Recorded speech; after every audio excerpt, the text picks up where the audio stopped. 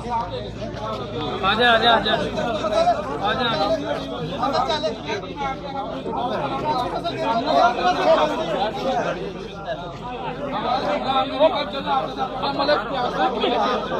एक minute sir आप धक्के क्यों दे रहे हैं पीछे यार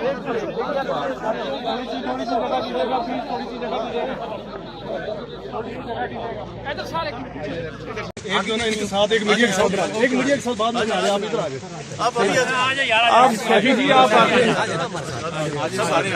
मियां साहब के पीछे खड़ा हो यार दो ग्रुप बना लो ना दो ग्रुप बना लो पीछे है भाई जानी दो ग्रुप बना लो यार परेशान दो बना लो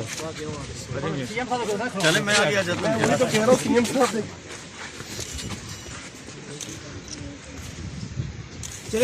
और मैंने अभी सीएम साहब को कहा है, मैंने कहा आप रुके, प्रोटोकॉल वाले मुझे हटा रहे थे तो मैंने उन्हें कहा नहीं रुके, हम आपको मिलना चाहते हैं। उन्होंने फौरन गाड़ी रोक दी और हमसे मिले और बहुत अच्छा है, बहुत अच्छा है। मैंने उनके साथ पिक्चर भी खिंचवाई।